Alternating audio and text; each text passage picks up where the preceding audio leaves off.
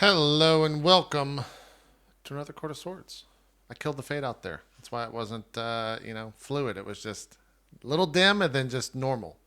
Sorry, messed it up. Oh well. I just didn't want any of this starting in the middle. I just didn't want any just constant this nonsense happening all show. So I turned it off. This happening? What's happening? I don't know. Max is here on time. It's a brand new day. I'm loving it. It's great. It's fantastic. It's been a while. I think the last time we played was this Saturday before TwitchCon. I think was the last time, right? Yes. Yeah. So it's been an extra long amount of time because we didn't play that Tuesday. So it's been a week and then another week and then a couple of days. Yeah. I am so glad to be back. Oh my God. Oh, I thought you said I'm so glad we had a break. And I was, oh, okay. No way. The opposite. More Court of Swords, not less. Give it to me. I was sitting here during the pre-show and somebody in chat was like, "Oh, I bet Adam's excited to be back." And I was like, "Wait, I am excited." Yeah, you're right. Yeah, that's true. So I watched a show that got me pumped for today. Yeah, what was that show you tweeted about? What was that? What's going on with that? Let's start there. Well, if you have Amazon Prime and you hook up your Twitch, it's actually on Amazon Prime Video. But it's called Eye of the Beholder: The Art of Dungeons and Dragons, and it's a little less than 2 hours long, hour and a half, maybe hour and 45. But it's about like the beginnings of the art style of D&D, and it goes through like the four like main guys, like Easily and oh God, I'm forgetting. I'm blanking on all the names. Of course, I had them like ready to go to talk about it, and now I forgot all of them. But it's awesome to hear the story of like TSR and their offices and stuff like that, and then see like how they got involved with D&D and the kind of the behind the scenes of how like the art department of Dungeons and Dragons. And also like they showed a ton of work and I was just like, oh my God, that's Under Mountain. Oh my God, that's Dragon Mountain. A lot of mountain, by the way. But like, not a mountain at all. Beholder from AD&D second edition, like all that kind of stuff. It was fantastic. I loved it. Now that old D&D art is so good. I one of my tattoos, I have a tattoo on my ribs of the Dave Trampier Displacer Beast. The old black and white like art and stuff was so great. And it's so funny because the first D&D books, they didn't have money to hire artists, so they were just like, who knows how to trace? Who wants to do some tracing? And so they just traced over like old illustrations, like medieval tapestries of knights, and they were like, put some pointy ears on that guy. There you go. Now it's an elf. Like almost all of the art is just like copied or traced from other sources because they were scrappy. They didn't have any money. But that's really cool. I didn't know about that documentary. I knew about the book. I'm gonna watch that as soon as we're done here. I'm gonna make a note. It's a great watch, and you see, I don't remember who it was, but one of the new-ish artists, like late '90s, early 2000s, and to present or whatever, like a freelance guy. Like he goes through like snapshots of him, like he put on like a backpack and like a pot for a hat, stuff like that. You see his picture like posing for his own painting. Like there's this goblin character that is like a pack rat and carries around everything on his back and stuff. And you see like this painting of him, or this just snapshot of him, like in that, so we can like see how it looks, proportions. It's like, have you guys ever seen the video of the animator tests for Jurassic Park, where all the animators went out into the parking lot and ran around like gallimimuses? Have you ever seen that? It's in the like making of. Oh, it's so funny. They're literally just like a pack of animators running around pretending to be dinosaurs. It's the cutest thing. It's so funny. Do they answer and maybe they don't go into this, Zeke, but I'm curious.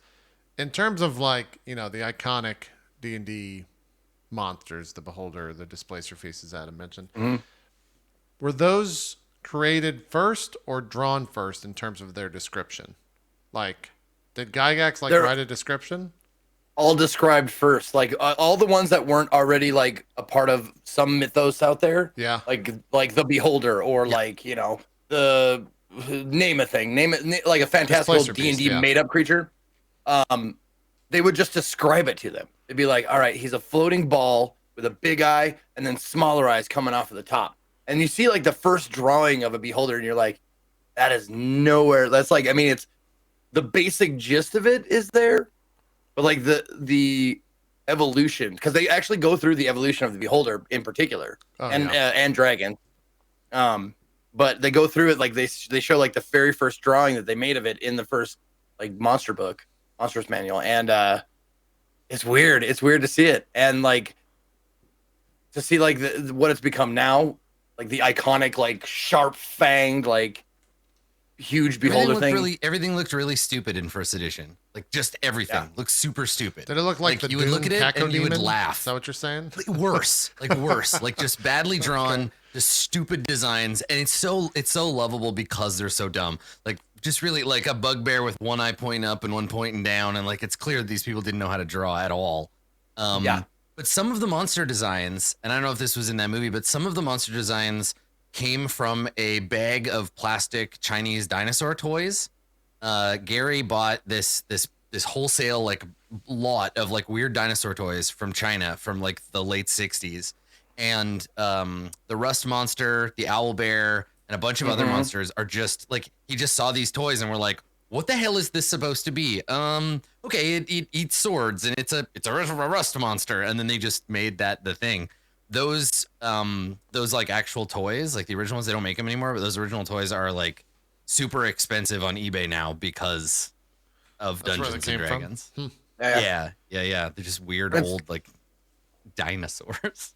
It's really cool to see which monsters that were made up by Dungeons and Dragons have made it all the way through, like from the first to the last. Like they show like a few of them, like the Beholder has been there since the beginning. Obviously, dragons have been there since the beginning. Like every iteration of the game. Rust Monster is another one. I don't know how to say it. Ankheg is like one of them. Yeah, it's been like since the first ever edition. Like it's cool to see like how many of them stood the test time and gone through different looks and whatnot.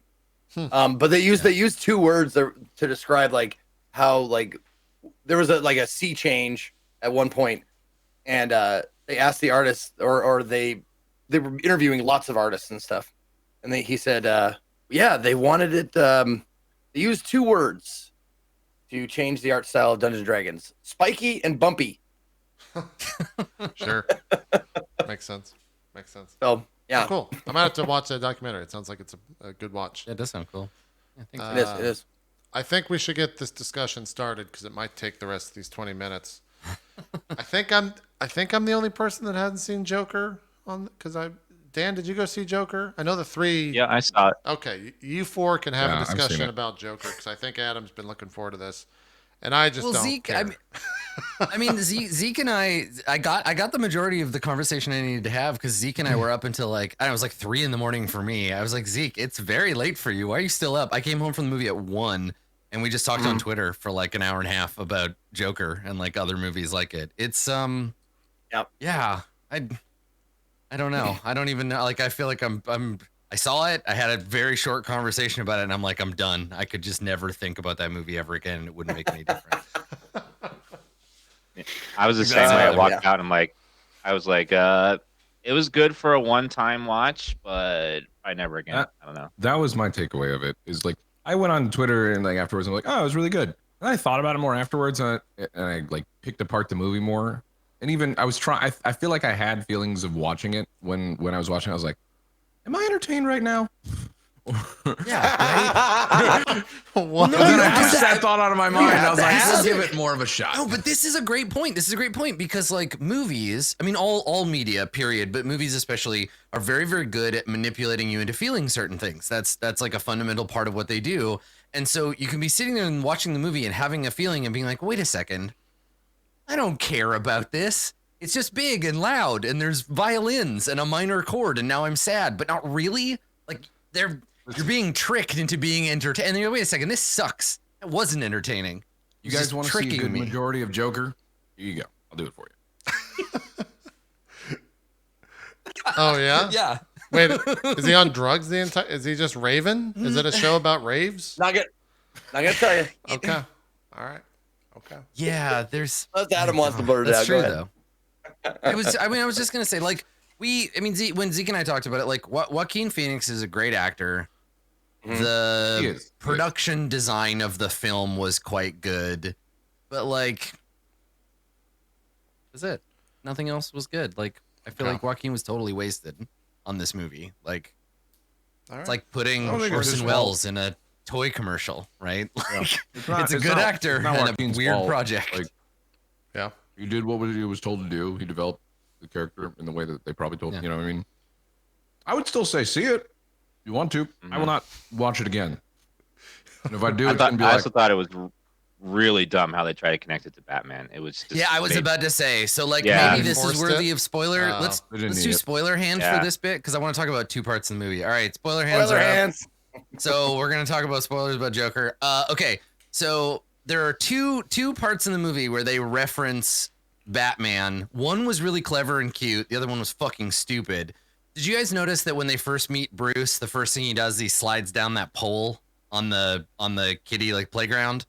I thought that was very like that was the only subtle thing the movie ever did. We're like, oh yeah, it's Batman. He's sliding down the bat pole, like in the show from the '60s. And then the ending of the movie is literally Batman is Joker's fault. Like that's the last scene. They could have just not included that scene at all, but it was Yeah. like Joker causes crime wave kills Batman's parents, Batman. You're like, come on. Just Oh, okay. anyway, that really I thought that was really hollow and stupid. And I think Zeke, you would agree that it was sort of unnecessary. it was. Yeah, Yeah. it was like I said in my twit log or whatever.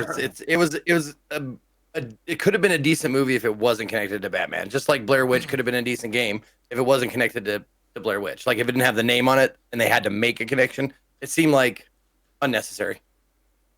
Sure. Get That it. was pretty bad. We done with spoilers? Who the hell lets a stranger put their fingers in their mouth and like? Yeah, what they the need to hell raise is? that kid right. As soon as that Right. happened, I was like, what the fuck? Some stranger Also, sticks his fucking Alfred fingers in came my across mouth. like a real asshole too. Like Oh, wow. not. They went not- a lot deeper than I thought with Batman shit. Okay. I didn't know. Oh, like, yeah. Alfred and all Yeah, that. yeah. No, there's a whole scene where I mean, I guess we got spoiler hand up, so We like got whatever. spoiler hands, yeah. There is a subplot in the movie where they try to trick you into thinking that the Joker is Batman's older brother. Yeah. But it turns out, nope, his mom's just crazy. And the Waynes are awesome, and then they get Maybe- killed. Yeah, it maybe goes that's like why way deeper he's than crazy. you'd think. Weird. Okay. There's a lot of that. Like there's a lot of that crazy. It was all a Yes. dream bullshit that I hate in movies. Yeah. I hate it. Yeah. Like Yeah. when I'm they were tired of like, that. "Oh, the whole movie doesn't matter because it was all a fantasy or whatever the fuck," and I'm just like, that devalues the entire movie. A significant know? amount of scenes happened Yeah. in his mind. Weird. Okay. It's not- I'm actually it's intrigued not. to watch the movie. You guys Yeah, I mean, actually it's- sold me it's on the worth movie a watch. little bit. Right, Give it a it's watch. worth. I mean, it's worth a watch, but it's interesting how different the conversations about the movie are versus the movie itself. Because I think people are talking about the movie without actually engaging with it at all, and like having this conversation about like whether it's like an ethical time to make a Joker movie and whether the character is like a responsible thing or whatever. But then you actually go to watch the movie and there's nothing to talk about. It's just like it's like kind of just like a bad crime movie where the guy at the end screams, "This is what you deserve. I'm crazy." And then runs Oh off. my god. Oh my god. Just I watched that part. I swear to God, like my eyes are still somewhere on the floor of the theater because they went they rolled Yeah. out of my head, back down my neck, onto the seat. Huh. It was Okay. so bad. All right. Well, Anyway, Really okay.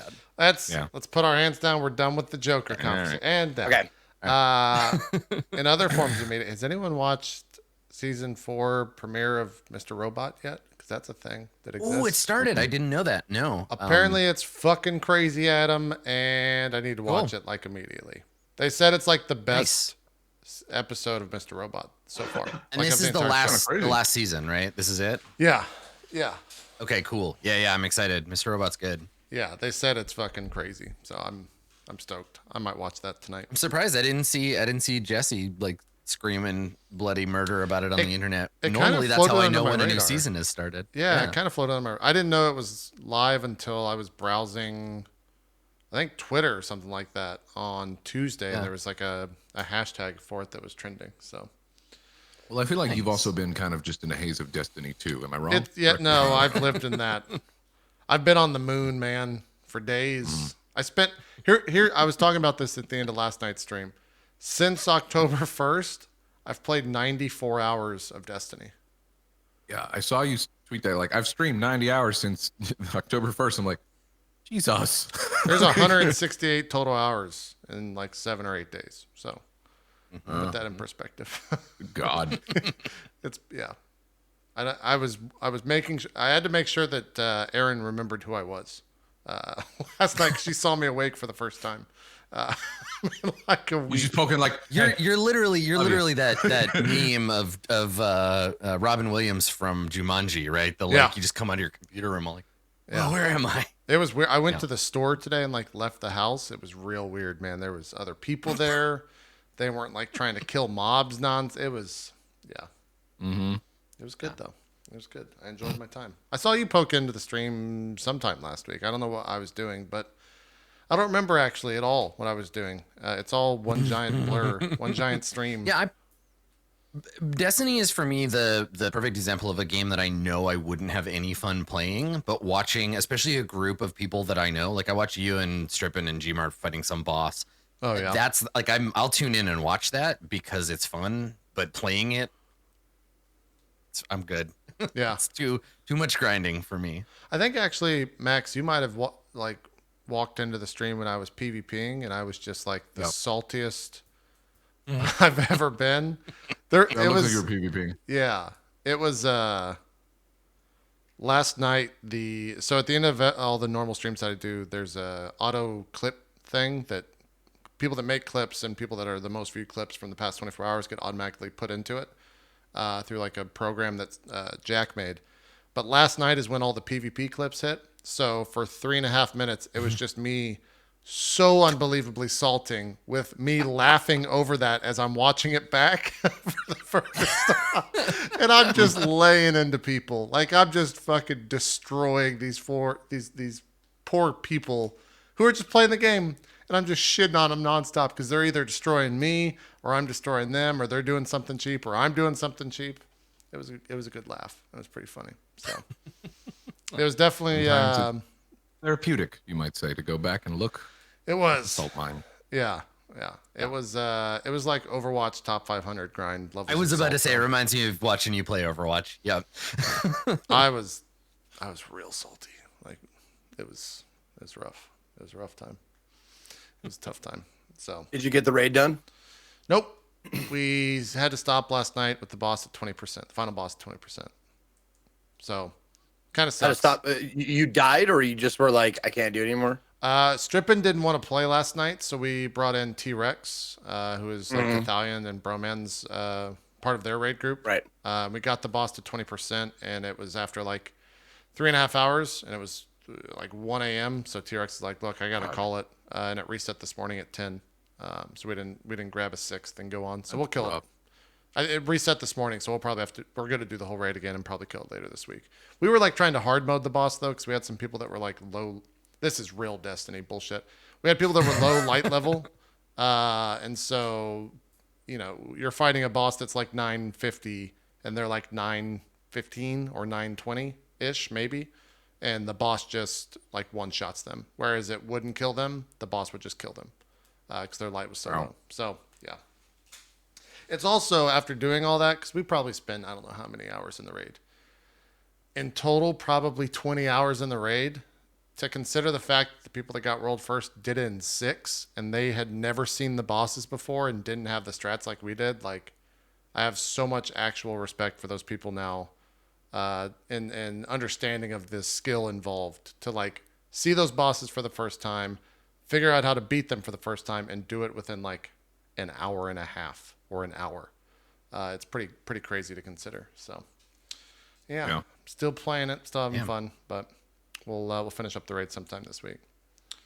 Max, what's been up with you? Where you been? You were at TwitchCon, and then I haven't talked to you since TwitchCon actually. TwitchCon came back, and then just in paranoia of getting sick because Amanda was also kind of showing signs of. She is sick now, but for a while, for God. like the first 2 to 3 days, she was just denying it. Like, like I'll just chug a bunch of orange juice and hopefully it goes away. Meanwhile, I'm proactively like chugging orange juice that way. Yeah. So yeah, I'm just constantly living in fear that it's going to get me right before I go on this trip to next week or whatever it is, the 15th, for Berlin for a Paradox thing. But dude, it's going to double fuck me. Like I wouldn't be able to stream them beforehand. I wouldn't be able to do the next show that we do, and I also then would be sick on the fucking trip. I'm just living in fear and playing video games. So staying here a lot in my office, and then telling her to not touch me and get away from me. And then her getting upset at me because I'm saying, don't touch me and get away from me.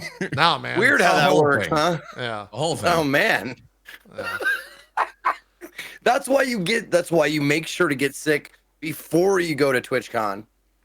Yeah. So your immune system serve your sickness out there and then come back feeling healthy as hell. I feel or you could be like me and pollute your body terribly throughout your entire life. So viruses, it's like walking into a bad neighborhood for them. They're like, oh, we don't. Wow, this is bad. Let's get out of here.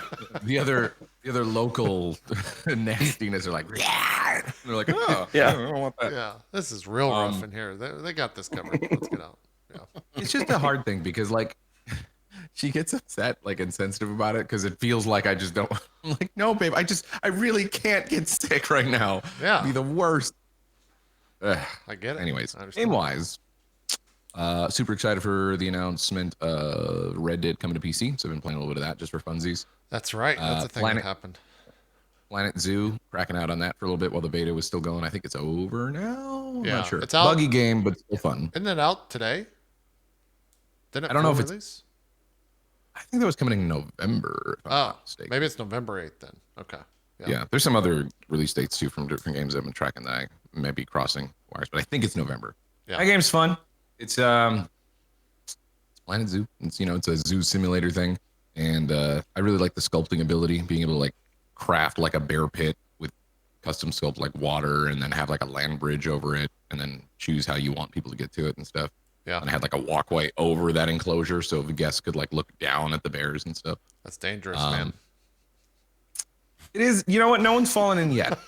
No one's fallen in yet. Who fucking died and made you safety examiner of the fucking Look, Max Zoo? I've been on the internet. This guy over here. I've seen those dumb fucks trying to get selfies with bears and tigers and shit, and then they literally die. So Here's I'm just the thing. saying, it's dangerous. If they are stupid enough to have that happen, they deserve to be eaten by bears. So there you go. You're not my fault. Natural They selection. sign a waiver when they come zoo. in. If you get eaten by a bear, fall into an because enclosure, you're stupid. Yeah. If you fall into an enclosure, they sign a waiver before they get into my zoo. If you fall in, you forfeit your life, and you are now lunch or said. You belong to the inhabitants of bears now. habitat. Right. Yes. Yeah. All right. Okay. That, and then the other thing I wanted to mention, see if anyone else saw it, of course, because resident Star Trek. Picard new trailer. Yay. Yeah, buddy. I haven't watched 45 seconds. I'm watching it. I'm saving it. I'm saving it for trailer time. But yeah, looks exciting. People seem pretty stoked. Yeah. There's some weirdness happening with Data's wig. Or whatever. I mean, yo, he's old now. He's old. He's old. And Red also Spider's an old man. Yeah, I forgive it. And also the way they show it without spoilers, it makes sense kind of ish. Yeah. Because that's all I'll say. But you'll understand. And there's a lot of tugging at the heartstrings for old time fans of TNG and stuff like that, and references and things like that. So it's very enjoyable, and it gets me super excited. Yeah, I saw that trailer was out, but I've not watched it yet. Yeah, I might have to check it out. Outside of that, like I mentioned with Data, it's just it looks like CBS is throwing a lot of budget at it, which is great. I'm very excited that they're giving it proper ability to, cinematography and everything looks great. Production quality and everything looks good. So I'm happy that it seems like they're treating it well. I know there's some people, to anybody who's like, it doesn't feel like Star Trek Next Generation. It's a little too different. Duh! 20 years have gone by. Damn right. Yeah. So exactly. Anyway, that's what I've had going on. Cool. Pray I don't get sick. I have a question for everybody. Do it. How many media streaming services is your ceiling? Like how many are you willing to be subscribed to at a time before you're like, no, it's too much? What do you think? 3, 5? I've hit that 10? limit, but I couldn't tell you the number. Like I know that I'm subscribed to too many, but I couldn't I guess I You're could just count like, 'em. I know. Well, I saw, like, I was thinking about this the other day because I saw there's like an app for managing, you subscribe to it and it manages all your subscriptions, which is just like, what a fucking nightmare we live in where this is how we absorb media now. I have at least 5 right now that I'm subscribed to. Yeah. Kind of fuck now that Pretty I think soon about there'll be companies that sell like a subscription to a bunch of channels, like we'll call it cable or something, and then you Yeah. can Yeah, I just know, subscribe to weird. the cable and get access to all these streams again. Yeah. I think I'm at 7. Yeah, I got Amazon, Hulu, Netflix. Yeah. Mhm. I pirate HBO. it. I didn't even count. I didn't even count Amazon. You can get this. I get HBO through Amazon, and I guess I have Showtime through Amazon. Oh, and yeah. Stars through Amazon. I think. Yeah. Right. You do have to pay a little on top though to get that, right? Yeah, you have to pay like it's like $4 or $5 a month on top of that. Yeah. Do you know what's so fucked up? No, It's Max, only going to what's matter so for you guys in fucked up? principle. You're not going to care about the content. But last night, I realized at 5 a.m. my time, there was a preseason game of the Houston Rockets versus Toronto Raptors. Raptors are defending champs from last year. Houston Rockets, really good team. But, you know, some interesting trades and stuff happened. So I wanted to see, like, the team composition and how they played. Anyways, I have NBA League Pass. I pay them, like, $35 every month or $25 or something every month To watch all the games across the league, unless Yeah. they're blacked out. And then I go in to watch it, and it's like, no, you got to watch this on NBA TV. What? it. What does that mean? Which means I need to have a limited- specific, different subscription through a cable provider is the easiest way. I think there's a way to do it through like Sling and stuff, but I tried to figure that out for like 20 minutes and couldn't figure that out. Can you use It's just YouTube not TV set up or easily. YouTube TV for it and just watch the local channels? No, it's not a local channel. It's NBA TV, their specific proprietary channel. Huh. And so I had to fucking pirate that shit. I had to find. I'm like, Right, I and tried this- for a good this is the hour thing. to get working, and then I was like, It's "Fuck so you! Where's the easy. stream?" Yeah. It's so easy now to like get people to pay for stuff that if piracy is the easier option, That's bad. you as a content provider have failed. You've Yep. just fucked it up. You want it to be as easy as possible. People will pay for that. But yeah, jumping through all these hoops, and it's my understanding that like sports like pay-per-view or whatever is very complicated in that way sometimes. So they're like, well, you have the plus plan, but you don't have the ultra plus plan, which is another $48 a month. Yeah. And it comes with the Bud Light Lime post show, which of course you want, and then so it's just the whole fucking thing. Oh, I guess we're also Well, I mean- subscribed to UFC, so now we're at 8. Sorry. Why would you watch NBA without the Bud Light Lime post show? I mean, that's like I mean, that's I don't the know, show. yeah. I mean, they have guests like Jimmy Kimmel on there. They have Listen, Zeke, I only Yeah. tune into main content. Dave Osborne. I hate any content that isn't just playing the game. Like when everybody just sits around talking about like what they've been up to and it takes like a half an hour. That shit I know. makes me so mad. Just play the game already. Oh yeah, and now That's what I I'm saying. guess Disney actually already has me for half a year, and that's not even live yet. So somehow they figured that shit. They figured out how to get me to pay for half a year and pre-order. Anyways, You're pre-ordering. What do you get? Yeah, More man. content? Do they ship you like? I think here's it's the Disney cheaper. Plus I package? think it's cheaper. It's like Oh, a okay, 6-month okay. pass if Yeah. you buy it That'd before be nice. they It'd launch. be nice if they gave you a little Dude, but- collector's edition of Disney Plus. We're only That'd be 1 month cool. away from the Mandalorian. That's all I'm saying. I'm like actually unbelievably fucking hyped for that. That's gonna be. Think of how much cooler that would be if you watched that show. It's the streaming. It's a streaming Right. equivalent of content exclusive games. And if people are as angry about The Mandalorian being only available on Disney as they are about like I still can't play Bloodborne on PC, the internet is just going to light on fire just Yeah. immediately as soon as that show comes out. Yeah.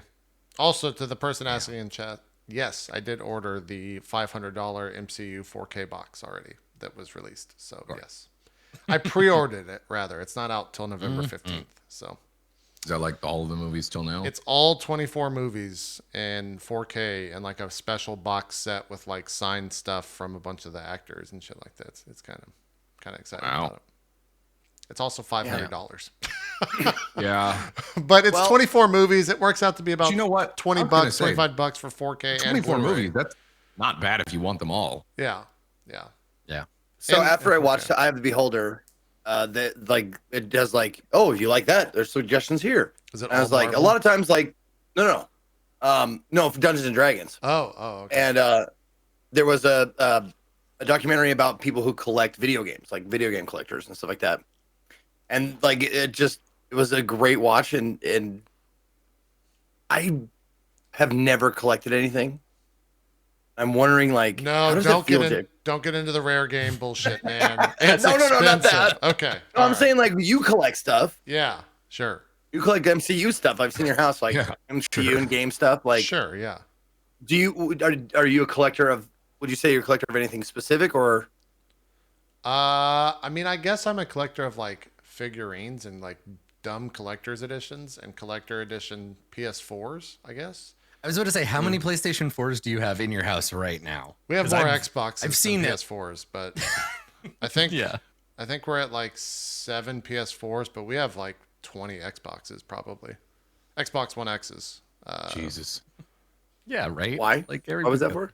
Because Erin does a lot of stuff with Microsoft, and so they'll just send her. Oh, the Some are collector given. stuff. Yeah, I was going to say Yeah. a lot of those. Oh, are probably gotcha. just Okay, being okay, on a mailing list for Microsoft. Yeah, we have. She has every controller ever released for the Xbox, like every special edition. Like on her wall, there's 40 controllers. Does she have a Sea of Thieves one? She doesn't want.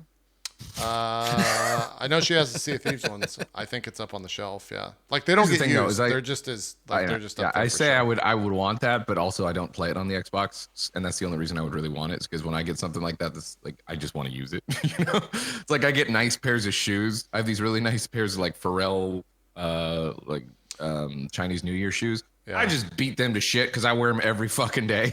Like, I got- and there's so many like sneakerheads like, what you fucking doing? Yeah, you I gotta gotta- buy two yeah. pairs. You gotta buy one to wear out and the other one to put on the shelf. Yeah. I got a taste of the sneaker bullshit, and I Don't fall into that. I'm Don't out fall of into this bullshit. Like Yep. I'm done. This is, Don't do it. yeah, I I bought dip one pair of in Adidas, every now and then. I was like, nope, this is way too much. This is crazy shit. But I understand why people collect that stuff. So Yeah. I do. I think it's interesting seeing the things. Dan, do you collect anything? Or are you an aesthetic? Not really. I'm not really a things person. I don't like clutter. yeah. Yeah. Do you? Random question. That's good. I respect that, by Does the way. Mike come across as Dan an collects attack? empty space. Yeah, Good well, that's call. what I was gonna say. This might Yeah, come across as he's an good. attack on Dan. What is in your house, Dan? I'm just curious. Like, do you have things up on the wall, like art, or is it just like pretty plain? Pretty plain right now. Yeah, I'm in an apartment, so I don't feel like it's like a permanent place. sure. If I get somewhere permanent, I'll start like decorating it. But Yeah. if you It's that start bachelor decorating while you're life, just yeah. living there, and if I move, then I gotta move all that stuff. And That's the way to do it, man. I did that Yeah. for. I mean, you were in the house when there was fucking nothing there. It was great. oh, I remember you It was just just a had big a empty couch space, and I had a you're couch. streaming stuff. Yeah, Yep. it was glorious. It was a surreal environment. Yeah, The clutter I've accumulated is gifts. Like I almost buy nothing for myself, bro. Save clothes. yeah, Like all the shit that I have is like that I'm going to like once I get to my new place, like I'm going to display is going to be like all shit like people have got like purchased or made or given me. sure. Yeah. It makes sense. I have several bins still I haven't even fucking put up of things like that, like people giving me or I, just got through being in the industry and stuff like that. This is all that I've put. That's all that's in this room. That's probably all you'll. I mean, you're still renting. Once you buy a house, still renting, it's a yeah. lot different. That's what I'm saying. Yeah. And that's I'm the same mind of Dan. Like we are decorating a little bit more just to have it homey or whatever, especially in like the more living space and stuff. Yeah. But I'm gonna decorate the office, but it's all gonna be like Velcro stuff that goes on there. It's not gonna be really much nailed. Velcro's great, Those dude. Velcro strips, those are great. So I'm gonna put up those kind of things, and because there's no fucking point. Like, eventually, I'm gonna move out of here, and then I'm gonna have to take down all that shit. Yeah, and then you got to putty all the walls and paint on the drywall. It's a nightmare. I look forward to buying a place and then being able to, do what you did, just pimp the fuck out of that house and make it cool. Yeah, but then you got to actually like start building, and then it's never done. It's just a nightmare. It's never done. So we're already thinking we're gonna redo our kitchen and all this. It's never done. Oh man, that gives me heartburn just thinking about it. I mean, I'm Fuck removed from that, it. I'm removed from it. It basically will just start happening, Yeah. and I'll. Good job. Yeah. And then We'll split the money, write a check, and we're good. The kitchen's done. Anyways, we're rambling about nonsense. Dan, you're sick. Anything else you've been up to? I know you've been jumping better, into horror hopefully? month. Horror week. Horror week. Okay, sorry. Horror month is no Yeah. longer. It's now a week. Month is way too long. That's true. It is a little So crazy. much. Yeah. Yeah. Like, so this year it's Resident Evil remake, Blair Witch, Man of Medan. Make a month of content out of that. Yeah, sure. Just like this, I've done all the good ones. So horror is usually good for like 1, 2, maybe 3 playthroughs before you're so used to it, it's not scary anymore. Yeah. So the ones that you can really play are like games that are fun, and the games that are fun are very slim for horror. Did you not play Resident Evil 2 remake when it came out? Did you save it? No, I did play that one Oh, okay. So you're playing because through it the second I time. wanted to. Yeah, Yeah. yeah, I'll be I mean, playing it again. It's a fucking good game, so I don't blame you. Mhm. And then you said Man of Medan. How's it? Which way is it? Man of Medan, I think. Medan. Oh, we'll just call it Medan. That's perfect. That's on brand. Yeah, and I've heard wonderful of things Medan. about it and Blair Witch, so I'm looking forward to it. Great. Okay. Perfect. Anything else? What did you play before Horror Week started? What were you gaming on the past week and a half? You were sick actually I've after been- TwitchCon. I've been addicted to the new Magic expansion on Arena. I've been just addicted to that. Yeah, that There shit you is like go. crack. That's what you two collect. You collect digital Me too. cards. Yeah. Yeah, Exactly. they sent me a box of physical cards Oh of the fuck. new Well, now expansion. you're screwed. I know. I'm like, Same. I just need to get a couple more boosters, man. Just like, yeah, that would be good. After I messaged Mishi at Wizards when I got that box, and I was like, "What are you doing? Like, how dare you? Yeah, I'd Nobody be asked for pissed if this." someone sent me Magic This cards. is I don't like- even this is play, like and I'd be sending like, me- "Well, I gotta go buy more of these at Target. Let's go. Let's go buy Somebody you them." was full just set like, now. I heard Adam used to be addicted to heroin. Let's send him some heroin. He'll love it. Like, A nice, so I'm pretty like, heroin Thanks, box. guys. I guess I'll just die. Jesus. Well, and you guys are talking about like getting cards and opening packs and shit. Like that is not even. That's like the furthest thing. I'm like, let's draft, and I'm like, I get to keep the cards. You get to keep the cards afterwards. I'm like, fuck, I don't even look at my collection. I get it. I really don't. I don't even know what cards I have because drafting is all I like. It's so much fun for That's me. so funny. Yeah. Well, I'm glad to. And see I love that. the new Magic expansion. It's full of lots of fun cards. Yeah, Yeah. I'm It's having a blast. that launched last Yeah. week, right? right I before think the fourth, TwitchCon. yeah. The pre-release, pre-release was Okay. at TwitchCon, and then they do like a weird staggered release thing because there's like a pre-release, a pre-release, then the release weekend, and then now that Arena's out, the Arena has different dates than the physical card game, so it's when did it come out is an impossible question to answer without Sure. more information now. Yeah, There used makes to be sense. dates. But I guess D&D had books a are like that too. Pack of Magic cards from the I think the Twitch goodie bag that I got. Yeah. Mm-hmm. I Did you didn't open it? No. Wow, that's like heresy to the three of these people. I don't. Well, what's great? You're gonna get I 3 still- DMs from each of them asking you to send them the fucking pack. What's great is that Magic Arena is like it's out, it's not in beta anymore. It's great. There's lots of people playing it. So now all those people that are never gonna play Hearthstone again have something else that they can play Yeah, instead. there you go. Yeah. High five! There you go. Boom! High to five! the wall. Yeah, The other one. There you I go. felt real bad because I ordered this dumb like World of Warcraft 15-year thing, the Statue of Ragnaros. I like showed it off yesterday on stream. Then I end the stream and I'm oh fuck. Ah shit. I just kind of screwed myself there. Yeah, But- you have to keep it in like a closet of shame. Like I'm not throwing it away, but I'm not gonna show it In like off. a closet, yeah, Jesus. dimly lit No, by but the red thing lights. is that's Yeah. that's a real thing. Like I have in storage, I have a box of mostly role-playing games by people who turned out to be fuckheads.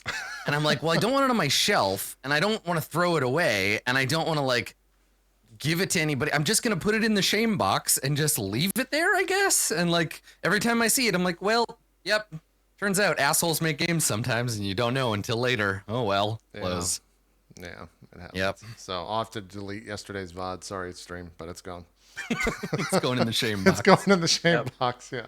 We'll upload it to itmeJP_shame on YouTube. You can go watch that later. No ads, yeah. Anyways, that was pre-show. 40 minutes. Let's see what's thanks for going on. And the recap, because it's been Some time has passed. I'm not going to do math. Let's just watch Previously, it. on Court of Swords, the party moves through the strangely familiar neighborhood, an empty shadow cast by memories of the city of brass. A statue of an orcish mother hero figure reminds Berg of some ancient recollection. At the end of the road, they find the entrance to a warren, or tomb, and descend down into it.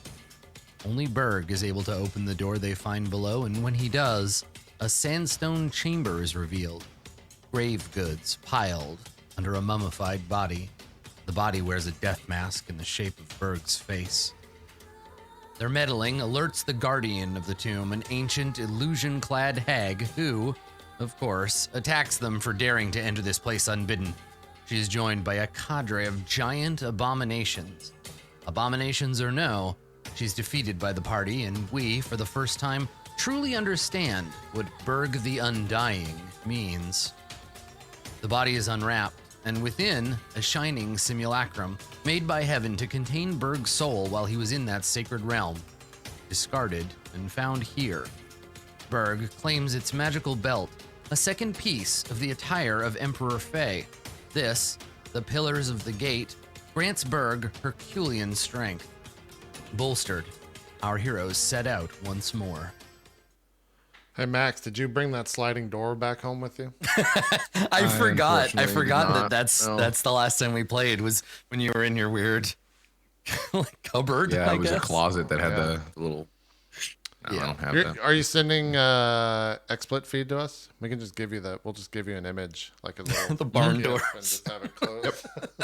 It's an XSplit feed. Yeah, maybe that's what we should do for everyone. Is just get some sort of Court of Swords thing so the door's closed. Yeah, that'd be great. We'll work on that. So, before we get into the episode and do the thing, between the last time we played and now, I got a chance to take a look at the D&D like Essentials kit, which on the surface is just meant to be for like new players. It's like 3 adventures and a bunch of pre-gen stuff, but there's rules in it for sidekicks, which I thought was cool because up until this point, Amira has just been like a static object that can't gain experience, and she's not a PC because I don't want to play a level 13 fighter or whatever alongside you. But Right. I think what I'm going to do between this episode and next episode is I'm going to go and use the sidekick rules to convert Amira into a warrior, and then she'll actually be able to get experience and like improve and have some abilities so she hangs out with you. Great. Which I'm I think into will be it. a way better way to handle that. Yeah. So Yeah. I'll probably have that ready for next time, and we'll talk about what it looks like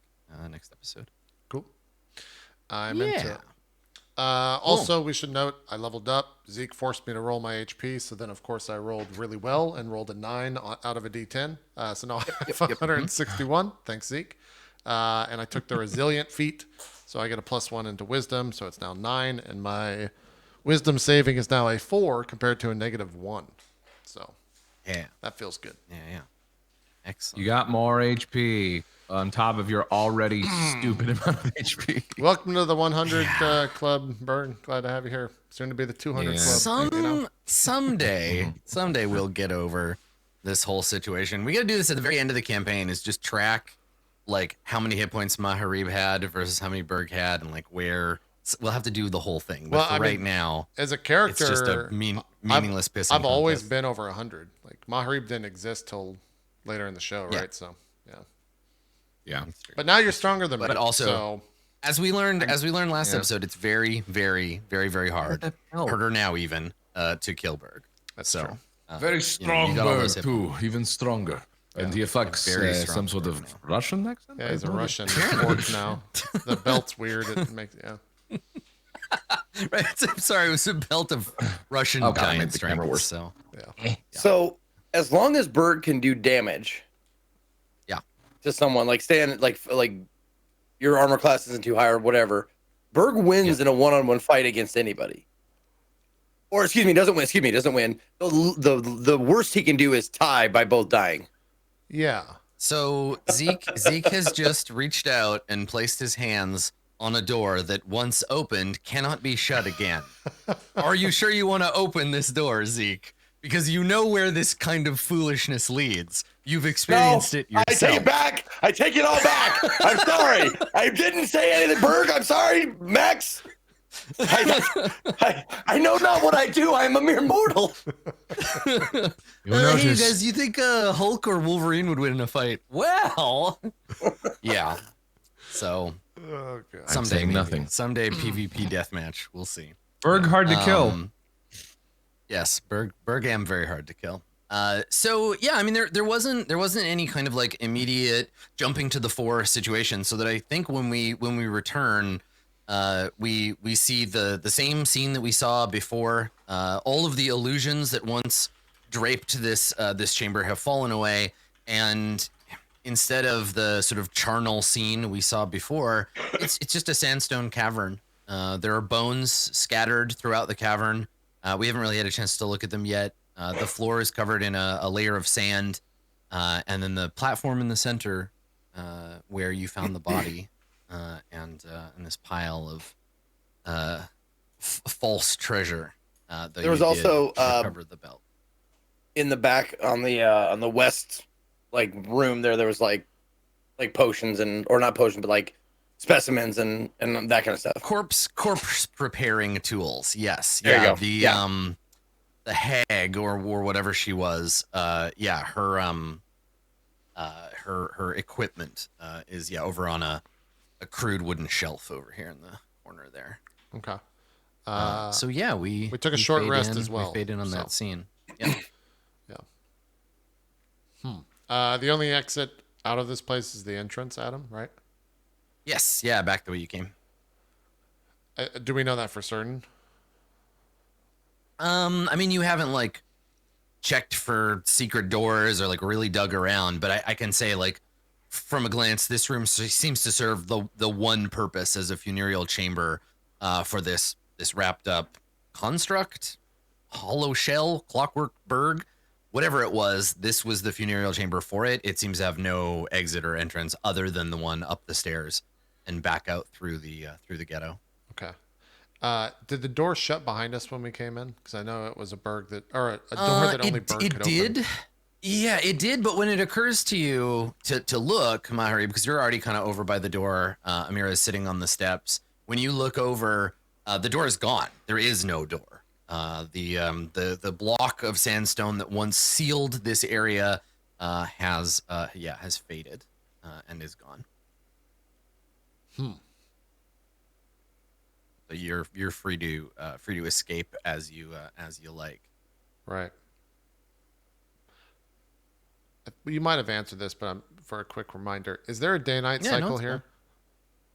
Have we seen it change? You haven't seen one, but also you were inside under a sandstorm for a really long time. Right. So yeah, maybe. Like I don't know if this happens where everybody lives, because we live in different climates, but there are those days that are like you get up and it gets slightly bright and then it just gets darker and then the day's over and you can't really tell what time of day it is. The light quality in this place seems to be that way. There hasn't been like a clear, like brighter or darker. You haven't seen the moon or the stars because there's that cloud layer outside when you're out there. But who knows? This place is all wobbly. Okay. All right. Well, I look at the rest of the group. Are we good to move on? Does anyone need a rest? No. Amira stands up and looks at you as if like, yeah, okay, let's go. Like she hears the tone of your voice and picks out maybe a couple of words and walks a little ways away. Like she's eager to get out of this place. Okay. I look back towards her. We're going to go outside. We'll see you soon. And I turn and follow her. Okay. Does anybody else live in this place, or does everybody? No. Well, yeah, I want to ask. I want to ask Berg. Why was your face on that body mask?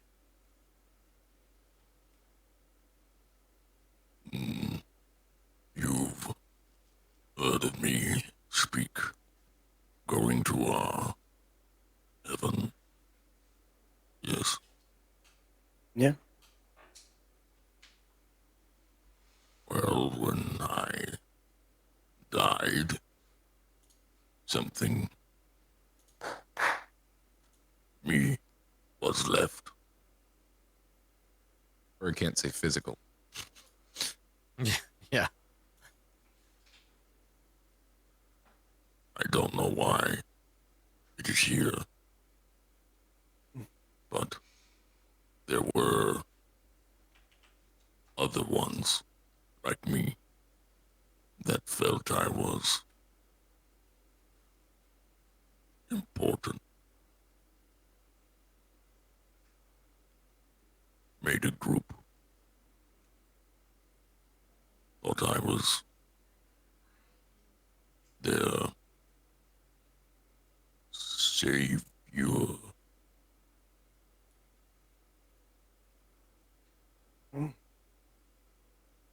So they worship you?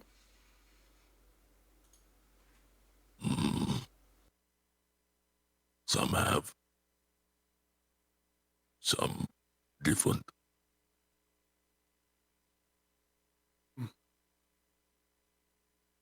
I'm wondering why it's here. Ramus, you have any ideas?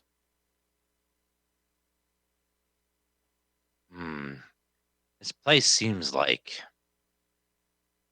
where memories and things go to be forgotten, like a garbage pit. I think heaven didn't want anyone to know about this.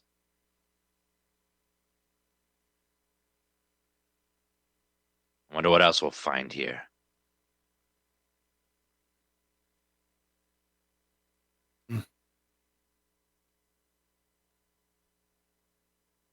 Do you want to look around this place anymore, or are we good to leave, Maharib and Amira? I didn't see anything of note while looking around. It just seems to be a tomb.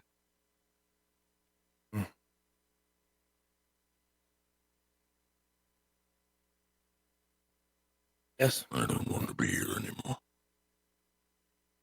I saw some strange tools in a room over there. Tools I don't recognize. I'd never seen before. But I'd imagine it's like walking into an armory for the first time, a weaponsmith, not knowing what a hammer is. All right. I start following Maharib and Amira. Okay. All right. So, Maharib, you and Amira learned this obviously earlier than everyone else does because you're the first ones out. Things have changed. Something about whether it was defeating the hag or taking the belt or interrupting the funeral or whatever it was. When you come out, all of the sort of absent hospitality we talked about before, like lights on in these places, the sense that there were people who, all got up and left at once, that's changed. And as you walk out, it's much more clearly abandoned.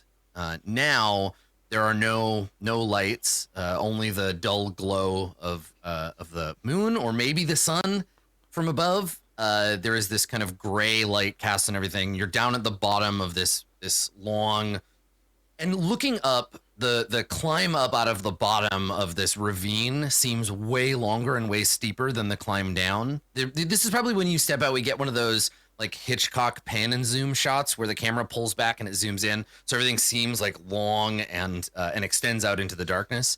And it's clear that everyone here just was like evaporated or gone. It looks like Pompeii without the bodies. So you see ash kind of blowing around on the ground. All of the windows are now dark instead of that light kind of glow that came from it before. And you hear Amira shuffle nervously, and the sound of her drawing her sword. It's clear that she feels like threatened or like uneasy in this place now. Something is off. Do I feel that as well?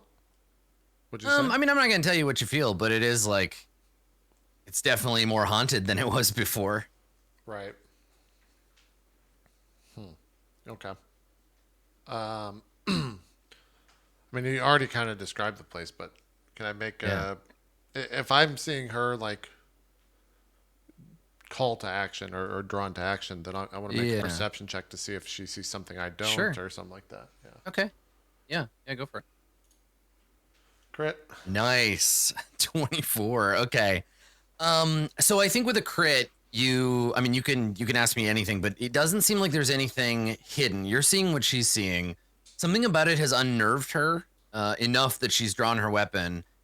And I think probably with this high level of perception, as you can hear the voices of your friends as they come up the stairs, you hear a faint, like rattling sound. And when your eyes track to look, we see a pair of tiny, like gray eyes glaring out at you from one of the windows, and then it vanishes, and you can hear bare feet, like footsteps on sandstone. Very, very quiet. Amira doesn't notice it. Your friends definitely don't as they emerge from the cave.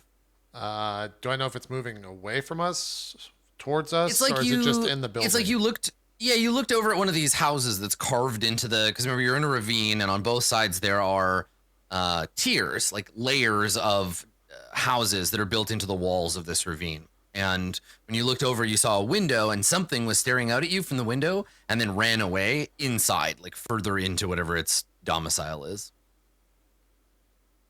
What are these buildings made out of? Can I They're stone because they're just built Stone? into the stone wall. They have a carved facade, but inside they're basically just fancy caves. Okay.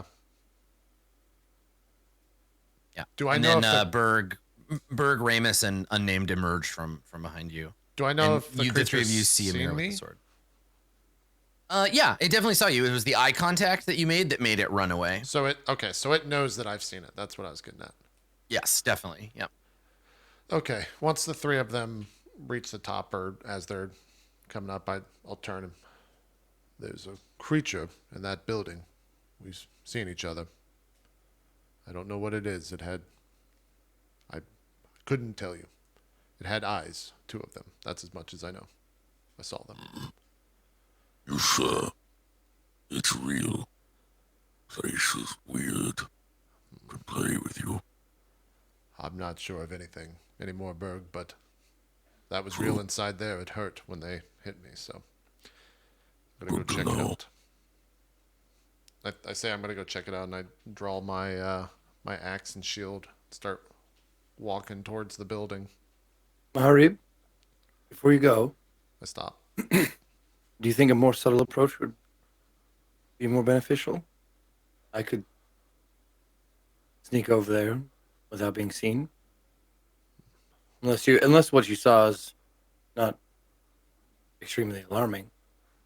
We've seen each other, and I suppose they haven't seen you, but Maharib, can you just, for a point of reference, if we look at you, have you already drawn the axe, or are you like reaching for it when Unnamed starts talking to you? Do you have it in your hands, or are you, I still drew the going axe and started walking, and then that's okay, when I and that's stopped. what. Okay, so can you make an intelligence save for me? Oh boy, 11.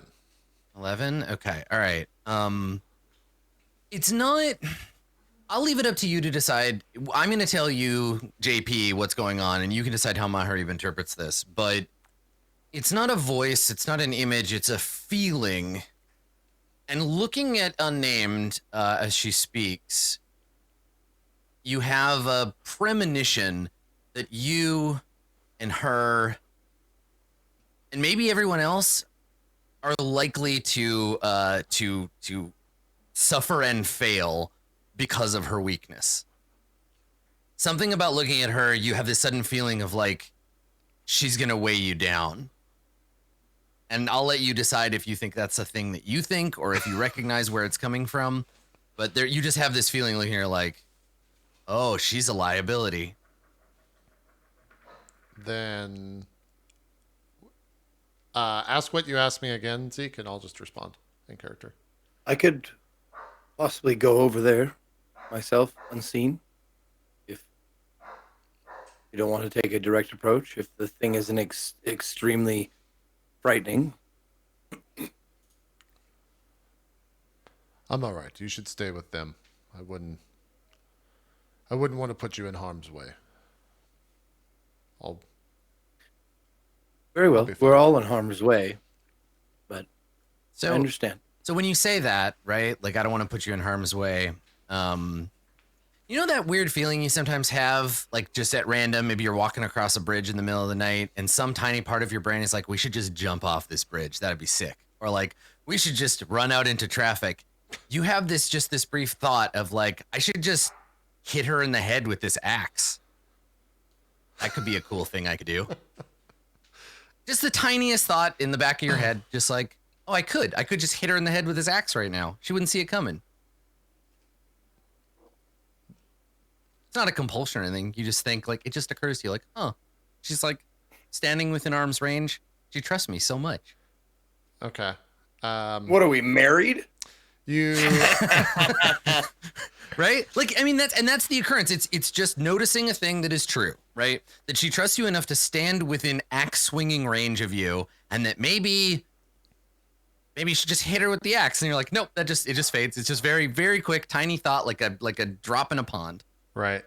I turn towards turn towards her, like squared up. Yeah. And like you see my grip tighten on the axe a little bit. And I just say, I'll be fine. You stay there. And I like make sure that she's staying there. And then I'll turn around and start to walk towards the building. Okay. Unnamed Amira is standing near you, holding her sword and looking sort of confused at Maharib as Maharib walks away. You just notice that, and she's just standing nearby. So Maharib, you want to go and check out this building? Yeah, I'm walking towards the building. Okay. I'm also Right. trying to figure out why I just felt like I should hit unnamed, but Yeah. Is there an insight? Like an insight? Can I make an insight check to see if I like to notice that or something like that, or would there be? Yeah, you can make an insight check, but like it's going to be real difficult because I don't think that anything Maharib said or did was particularly out of character. I'll give you Yeah, it's advantage all because in- Amira is right next to you, though. So Well, make it's a that roll. 90% of communication is body language and stuff. So Yeah. Yeah. You're just trying to see if you sense anything, but yeah, I Yep. would imagine it'd be Okay. difficult. 22 And Yeah, Right? 'Cause advantage. or I with think- advantage, Yeah. right? Maybe you have this moment of like, what's going on? And you look at Amira and seeing her have the same reaction confirms it for you. We're like, oh, I'm not imagining things. That was a little bit weird. Like a tiny bit, like you had that kind of shiver from when he was talking. And yeah, Amira looks at you and you both kind of are like, And like Alright. I look back at him to let her know like that I'm definitely referring to him, and I got a weird feeling. yeah, she just nods slightly like, yeah, me too. Huh. Yeah. Okay. Okay, so Maharib, you head into this cave, and so inside there is a main room, and then a couple of archways into smaller like rooms. But again, it's just like a cave. It's carved out of the rock wall, kind of uneven floor. There is a moth-eaten rug on the floor that looks like it's ancient and mostly kind of falling apart. Like if you picked it up, it just come apart. There's some furniture and some carved wooden chairs and a round table. There's a fire pit in the back with a rusted cauldron sitting in it. The place smells like dust and stone. There's no like smell of people living here. And you see in the dust on the floor, barefoot like footprints, maybe of like a kid, like 7 to 10 years old, like not quite walking like an adult. And you just see these footprints leading into another room. they look to be human. Footprints. Can I tell? Make an investigation check. Sure. A big old 7. No, they're either halfling footprints or like child footprints of another species. Okay. I start to follow them, and as I do, I say out loud, at normal volumes, and I'm not here to hurt you. I will put away my weapon, if need be. I'm not sure if you can understand me, but we've seen each other. There's no need to hide. And I slowly like put the axe back. I keep my shield out though. Okay. All right. So you put the axe away. and you want to advance. You want to follow the footprints. Yep. Okay. All right. So walking into the other room, I need you to make a wisdom saving throw. Make one of those brand new kick-ass wisdom saving throws for me. Great. Sorry, I was editing Resilient. All right, here we go. 16. Not bad. Would have been a 12. 16. Okay. All right. So when you enter the room, all of the auditory and visual hallucinations that are about to occur, you are aware that they are not real. You see them, you feel them, but you are aware that they're not affecting you. They don't frighten you, whether that was their intended purpose or not. So you walk in and you see a room, and there is a bed. The bed has a deep, like dark brown, like stain in the center of it. The floor also has that stain underneath, like whatever stained the bed stained the floor under it as well. One of the pillows has a gouge in it, and there's like rotten feathers all over the floor. And when you walk in, you see a young, like an orc child, curled up on the bed, and it's transparent enough that you're like, oh, this is an illusion.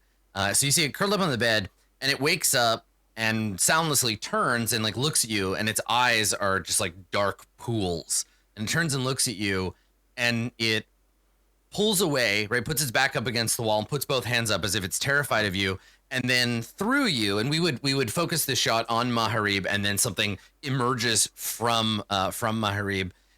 You see, I think it would look like it's a human, right? A human wearing like a ragged cloak and holding a knife. And then in the human's other hand, there is a bag, and the bag, you can see it's like full of like stuff, full of loot. And this figure moves like right through you, walks towards this kid. You never get to see their face. They walk towards the kid and drop the bag and like reach for the kid, and there's a scuffle. The two of them kind of like try to fight a little bit. The orc kid bites the human on the arm, and then the human just starts stabbing the kid with the knife, just like until the kid stops moving. And then there's blood, and you can see the blood on the bed start dripping through onto the floor where the stains are. And the human turns and grabs a few things. You don't see where from, you never get to see them, and shoves them into the bag, and then hefts the bag over their shoulder and walks back through you. And you feel like a chill as this figure comes into the room and does this, and you watch the whole thing take place. And then you sort of snap back as it fades, and you just see like the bed and the stain. And when you look, you see that where the figure that walked through you, the murderer, was, there's a shelf, and the shelf is empty. There's maybe like a broken piece of pottery on the floor, but it was clear that this person came in, murdered this orc, took everything off the shelf that was worth anything, and then left. And so you see that, and you see all that happen. And now you're just standing in the room, left with the echo of the thing. I'll walk over to the shelf to see if I can learn anything from it. See if there's any, I don't know, remnants, shapes that have maybe had dust collect around them or something like that. I don't know. CSI the shit out of it. Yeah. I don't think so. I don't think there are any clues to be had, really. It just looks like the place was looted, right? Anything that was on the shelf. There's some, like I said, shards of pottery maybe on the ground, ash all over everything. It seems to have blown in from the storm. And then, yeah, nothing else. Is the shelf up against the wall? Yeah, it's like built into the wall. Like they carved niches out of the wall to make like shelving. Gotcha. Okay. Is there another part of the room that I haven't been into that leads to somewhere else? No, there was the central room with the furniture. There was this room. There's one other room that if you go and take a look at, you don't get the light show you got in the first one. This room has a larger bed, which also looks like this place looks like it was rolled. There is a I guess like a stone chest, but it's open, and there are bits of tattered fabric and again broken like pottery and stuff laying on the floor. Again, it looks like a place that was robbed a long, long time ago. Right. I'll walk up to the window that I think that I saw these eyes peer out from me and look back to see if the party's still there.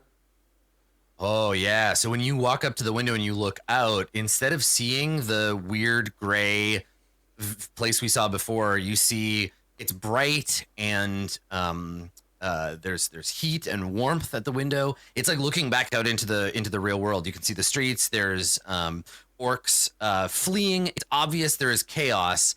And as you look outside, if you look out the window, you can see in the sky there are flittering shapes that reflect gold in the sunlight.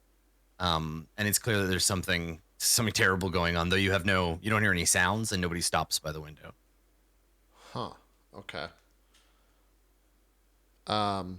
Is this window like boarded up, or is it just like a portal that's been like a carved out hole. of this? Yeah. Okay. Yeah, it's pretty much just a hole in the wall.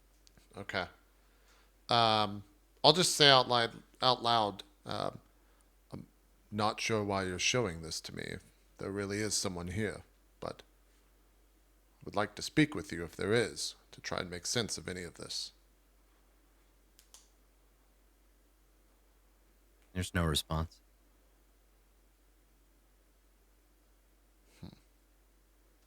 You said there was a bed.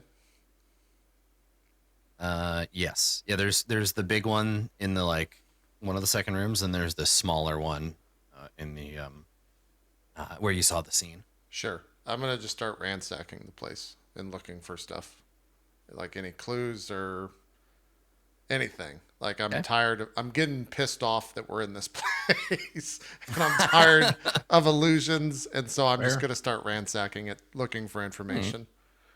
So everybody that's outside, that's you see Maharib go inside, and then come back to the window and look out, but not at you. Like he just looks kind of like he's staring into the middle distance. Says some You notice confusing his stuff. lips Goes moving? back inside. Yeah. What was that, Max? I was saying, do we notice his lips moving, like when he spoke? Oh yeah. Like he just speaks. You can hear his words and everything. Like Okay. I he's just just didn't know standing by how the far window, and away, he's like, yeah, I we don't know were. if there's anyone Okay. here, but I know why you're showing me this. And he turns and goes back inside, and unnamed Amira looks at you like, okay, cool, this is getting better. Why not? Ramus and Berg, is there anything that you want to do?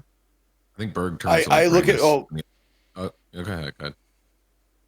if Amira looks at me and says that, I look back at her and I do one of these like, you want to go? Like, I don't say it, but like nod my head towards where Maharib is. Yeah, she doesn't know. I don't think. I think she's like, Okay, that's fine. You want to check on him? we should. I start walking then. All right. So Maharib, you go back in the other room and you like rip the blanket off of the like lumpy mattress and like flip the bed over and just start like digging around in this room. As Unnamed and Amira reach the doorway, I have one more saving throw I need you to make. And I think probably Unnamed and Amira, you see this and Maharib doesn't. Crouching on Maharib's back. Oh God. He's got his little feet. He's got his feet hooked onto Maharib's belt, and he's got one hand on either side of Maharib's, like on his shoulders. He's just like hunched up like a weird backpack. Is this like orc boy? He is emaciated, sickly looking, almost looks more like a ghoul because he's so like drawn, and he's wearing this like tattered loincloth. And he turns and he looks at you, and you can see he's got this, like in his sunken eye sockets, he's these black orbs, and he grins, and his lips peel back way farther than they should. And he turns and he bites Maharib on the neck. Maharib, I need you to make a charisma saving throw. Okay. This is at -2, so here we go. 15. Those Hey, are 15, some not bad. fucking hell of a roll right there. So here's what you see. Where's the axe right now, Maharib? I think I wear it hanging on off your belt, on or- my side. Yeah. It's Yeah. like the I don't know how to describe an axe. Basically, the bladed portion of it is kind of up against my leg and bounces off of my leg on the armor. Yeah, I'm not sure. because it's a battle axe, so you can wield it one-handed or two-handed. So it's like it might be if it's that big, then maybe it's on my well, back. Well, it's not like a huge. I mean, We haven't described what it looks I don't like. know how. Yeah, I mean, it's the thing. The thing is that it's like I don't know where the appropriate place. Like if you're reaching for a battle axe, whether it would be on your back, in which case it's not in a sheath. Axes are weird. Yeah. I guess you'd hook it through like a loop. There'd be a leather loop that you'd hook around and then pull it off of that. Yeah. Take I away don't know. his axe. Medieval recreation is how do you casually walk around with a battle axe? If you're not gonna like like- hit things, yeah, right? A small version of it. Yeah. Yeah, it's like a Like, bigger version of that. Something like that. Yeah. So like where would you keep it? It probably latches onto my back. I probably have a latch. That It just like, hovers rests it. over your back. Yeah, it's like any video game. Yeah. Exactly. You Hey, just get go- away from him. Give him 3 exhaustion for like 5 episodes straight. Yeah. The blade is probably then somewhere like behind my head, and the rest of the weapon probably latches on somewhere in the middle of my back Yeah. through like a sling that All I right. wear. So you, unnamed, you and Amira see this phantom starved ghost boy try to bite Maharib. There's a green flash, and the kid jumps back as if he was like electrocuted and scampers back into the corner of the room, silently like hissing at not at Maharib but at the axe hanging from his belt, as if chastised by it. And Amira looks at you, unnamed, like, did we just see that? What just happened? Maharib, you don't perceive any of that. okay. Yeah. I'm just tearing You're up just the like bed then. ripping the fucking. And where did the little orc boy go? He's semi-transparent, like huddled up in a corner, like hissing and like clawing at the air. And Maharu didn't even notice that like this little No. thing was on his back. Okay. Yeah. Maharib, and I point to the little boy in the corner. Sorry to interrupt you, but is that who you were talking to? You seem to like catch me unaware, and I turn to you very aggressively. And, what? And I just like look straight towards you. We heard you talking from across the way. And Amira and I thought we'd come check on you. And you seem agitated. Something wrong? I'm looking at a mirror when I say this, and I'm speaking in Infernal now, consciously, Yeah. and say, I thought I told you to stay back there. Broke whatever your fucking name is now. And yeah, Amira scowls and she says, now is no time to be losing your nerve, Maharib. Unnamed is our sworn companion. You remember? We're going to help her get out of this place. Does that do anything to me, Adam? Does that shake me out of this, or am I still... Yeah, I mean it's up to you. You're not under any kind of like magical compulsion or anything. So you just, I mean, yeah, you're just cranky and maybe you don't know why. Okay. All right. You're right. I apologize. What were you saying, unnamed? I'm tired of this place. I point at the boy in the corner again. So when you There's- go to look, Yeah, I turned. and left. he's not angry anymore. You don't see him, Maharib. He's not like hissing and like snarling. He looks like his body language has shifted, so he looks like he just looks very small and vulnerable, and he's kind of like looking up in your direction, like he's afraid you're gonna hurt him or like something bad is gonna happen. And I don't see any of this. No, Maharib, you don't see anything. Yeah, when I turn it, what do you? There's nothing there. There's nothing here at all. Amira? Do you see that? She nods, and she says, "I don't know what it is, but," and she takes kind of a half step towards it, and she says, "I don't think it wants to hurt us." What? Are you what are the two of you? And I walk towards one of them, and I like Yeah. not aggressively, but I'm not holding back. I like wave my hand to see if they're part of the illusion now. So maybe like Broken Promises just gets like a giant Maharib hand. An arm in the face. Yeah, and does it hit solid? Like, does it hit unnamed? Yeah. They seem to be real. Yep. What are you doing? I'm here. I'm real. I apologize. Something's messing with me. I'm sorry. I had no other way to know. There's nothing in that corner unnamed. What are the two of you talking about? There's So while you're talking, Amira has been getting like slightly like closer and closer. She's put her sword away and she has both hands out. And she's getting like closer and closer. Like, and in Giant, she is probably. And again, this is one of those moments, Maharib. She's like half humming, half singing. Like, you know when you don't know all the words to a song, like fucking Miles Morales at the beginning of Spider-Man. So she's like kind of mumble singing the lyrics to this like giant lullaby. It's like a song you'd sing to calm down a crying baby. And so she's like approaching it, kind of like open hands, like gonna be okay, and like getting a little closer to it. Amira, I'm not sure what the two of you are looking at, but please do not get any closer. Is the boy like translucent? Like, can you see through him? Yeah. Okay. There's what appears to be some sort of orc child. And wait. I know what orcs are, right? You know what Coming Berg from where I come is? from. You know what? I know what Berg Berg is the is. only orc. Berg is the only orc you've ever seen. Yeah. Okay. There's a child that is resembles whatever Berg is. And it is not it's like it's made of smoke or steam. You can see through it. They're just playing more tricks on us. I looked outside and saw the city, whatever happened to it occurring. Where's Ramus? We need you in here. So Ramus, we What cut to the outside. hell What are you? Yeah, what are these two doing? Are you guys just standing outside playing rock paper scissors, or? I think we're just talking to Bert. Like, what are they doing in there? They've been in there forever. Like, it's a little hut.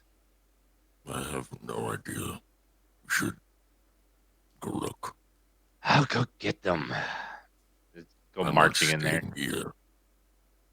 You can come Okay. with me, So a scaredy cat. A bunch of stuff happens all at once.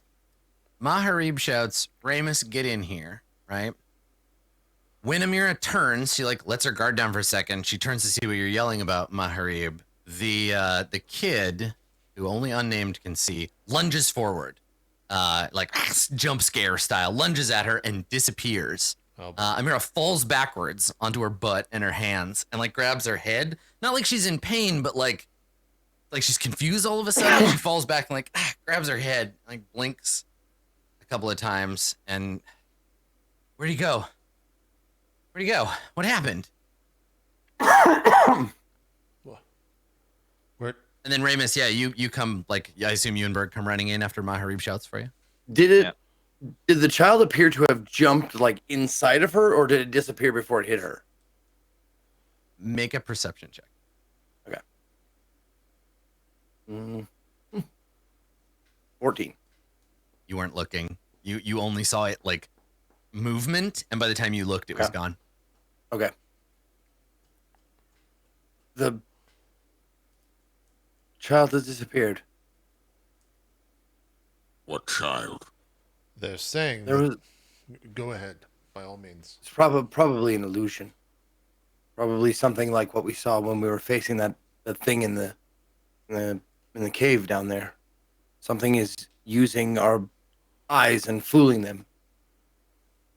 There was a small child that looked like you, Berg, of whatever your race. Orc. And orc. And it was huddled in the corner. It was angry at first, then scared and apprehensive, and then it moved and disappeared. And Amira fell down, and that's all that has happened since we arrived. It was here. Are you sure it was real? No, None of this. I would say it's seems not real. another illusion. Before the two of them showed, I saw this.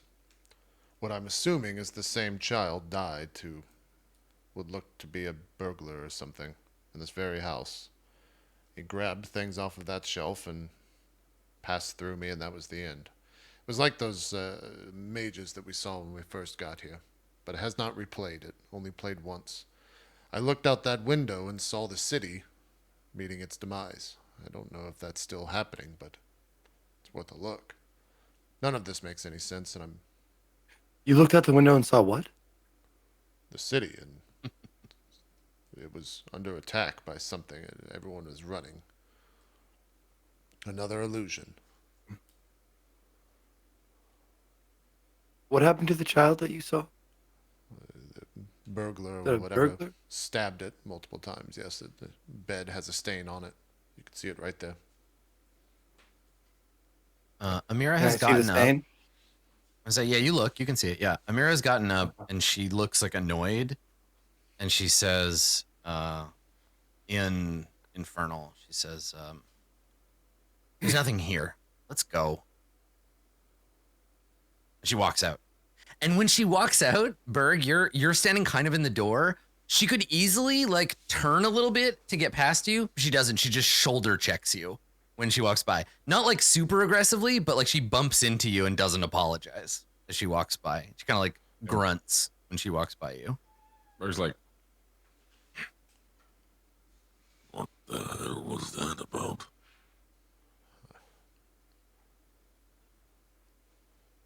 You Ramus, said she fell. What happened? she was looking towards the corner. The two of them said that there was a child. I assume the one that was stabbed in the vision I saw. And she left. I don't know. I'll go find out what's happening. Ramus, You really just Just for curiosity, I looked through the window to see if I see anything by looking through it. If it's Nope. just normal or Yeah, you just see the street outside, ash laying on the ground, drifting faintly from above, empty rooms. I find it weird that only you saw these things. Usually we all see these illusions together. I'm the lucky one, Ramus. Well, Ramus, Amira and I saw the child cowered in the corner, and Maharib could not. It's not a universal charm or illusion. It's selective on who it affects. What did it look like? It looked like just like Burke, but like he said, small until he gets big and smart. He was small and dumb, like Burke said. Oh, a Berg child. nods like, yes, that is how I explained it. I mean, yeah. How would you describe a child? Like it's like a person, but everything is smaller, but the proportions are different. Like the head is bigger than it should be, and their eyes are like adult size, but the rest of their And they're body's all dumber. small, and they're kind of like squishy. Like I don't. Yeah, Yeah. it'd be very weird. they poop self a lot. She as well. I don't know. I just get a bad feeling. I don't like this room. Something is off in it. When you said, okay, so Maharib and Amira, they speak giant, correct? Yes. And you said she spoke infernal. Yes. Yeah, she also speaks Infernal. She speaks Okay. Infernal. Yeah. I didn't know. Infernal if, is her native tongue. She inherited giant through the genetic memory transfer that was with the blood, and it's bullshit. But she speaks those two languages and not common. I was just double checking. I forgot that she Yeah, actually of spoke course. infernal as a secondary. I was like, Yes, no, that's not new information. Those are the two languages she's been able to speak. She's I just always learning assumed, common. yeah. Yeah, she's picking up little bits and pieces of common, but she doesn't speak it. I gotta learn infernal so I can learn giant so I can just fucking talk to her. All right. So with the silence, I guess after she leaves and that settles, or it's just Does any of that ring a bell to you, Burke? A What? small orc being stabbed to death? or maybe not Many even to death, but small being. orcs was stabbed to death. No, I'm sorry. many small of my kind was stabbed to death, Oh, trampled, beaten. Pick one way of dying. We've done them all. are you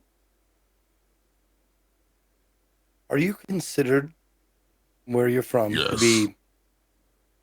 Before you finish the sentence, because he knows exactly what you're going to say, he says yes. I see. Well, I won't bring it up again then. And I walk out to go find where Amira went. Okay. I do not shoulder check Berg. Good. Yes. Nice to It's know. a wise move. It is wise. Okay. So everybody comes out into the back out in the street, or is anybody staying in the weird haunted cave house? Berg might take a little look around since he was just in there, not examining everything, but just kind of a look around in the room, just standing in the spot that he's in. Yeah, I'm staying in there and saying like, this is where the child was shown to be killed. This bed. This is the window I looked out. I figured Ramus, or unnamed, but she seems less interested, could figure whatever this is out, or make it go away. I don't know. Yeah, I'm just browsing the room to see like if I see anything off out of ordinary. Just since he described all this weird illusions, just to give the room a once over to see everything out of place. Yeah. You can make a investigation check, or I guess in these skills, make a perception check if you're just looking around. I'm going to do the same. Hey, 27? 27. Nice. All right. Okay. Yeah. I mean, between the two of you, like searching the place, there's nothing else to be seen. This is a humble domicile. Berg, you've seen these before. I mean, the two of you both have, right? It's not a specific room you've been to before, but like this place seems to be a partway effectively remembered version of the orc slums of the city of Brass, right? So like you've seen this style of domicile when you spent like whatever, like 10 years there working for the tower. So yeah, you've seen places like this a dozen times. I don't see anything weird, but I'm watching you. You've been acting a little strange. Me? You've been a little grumpy, a little out of character for you. Berg, you want to tell me that I've been angry, Berg? Everyone else seems to be doing it today. See, you're getting angry again already. Well, maybe if people tell you you're angry, that you get angry. How does that, Ramus? Does that sound like it works? Listen, just calm down. Okay, calm down. Mahari, people would like you a lot more if you just smiled every once in a while. You're so pretty when you smile. I think if Berg actually says that, I just like punch the wall and like kill the noise in the room. Yeah.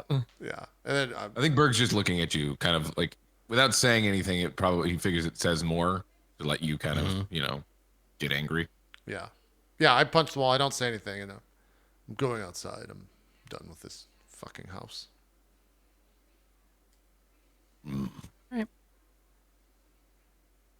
Then I walk out. Berg, something's wrong with him. Stay near him, as he may lash out. Something's not right. He's very on edge. You're the only one that can stop him if he does something. Well, I think maybe you're not giving yourself enough credit, Remus. But yes, I will stay near. Thank you, Berg, for the compliment. It's nice. I like that. I'm strong. You're strong, different way. Berg, you are very strong now. I like that any time that Berg interprets magic, he's just like, Waves his hands around and makes a noise. Somatic components. Yep, exactly. I saw Doctor Strange. It's cool. I know how it works. Like that. So so everybody's gonna head back out into the street. Yeah. Maharib, when you come out, a quick glance up towards the entrance of this kind of ragged valley, you can see faintly in the distance the column of green light that you saw when you first came here. It seems that the storm, while the clouds are still like heavy and blocking most of the light, the storm has abated enough that in the distance you can see this faint pillar of green luminance. Okay. How much time passes between me walking out and Ramus and Berg walking out? A couple minutes? Couple Not seconds? even like 30 seconds, maybe. Okay. Yeah. Yeah. I think I'm staring at that, and maybe they start to walk out, and I turn. We have our direction, do we not? Who knows what we'll find when we get there? Right. I will sheath my shield. Well, let's get started. And look towards everyone. Did I notice the Berg get shoulder checked? Yes, everybody in the room saw it. I feel like Okay, everybody okay. probably would have noticed. Well, that since even it- Berg was like mentioned it. it was very rude and very in the middle of things, and it was like it wasn't a hard hit, but they're both wearing armor, right? So it was just like they crashed into each other. Yeah, there's nothing else. you And can she do didn't that- seem to give a fuck. It was like a get the fuck out of my way, Berg. Mhm. Yeah. So everybody Well, then- noticed that. Yeah, Yeah. I follow Mira out while those guys were in the house, and just try and find her and ask, "Is everything all right?" Yeah, I mean, you can have this conversation maybe like while you're walking up out of walking back along this road towards Sounds good. the surface. Yeah. Yeah. So she looks at you and she says, I mean, as all right as can be in a place like this, under the circumstances that we're under, things are kind of fucked, but more fucked than they were before, but less fucked in other ways. I don't know. I just want to get out of here.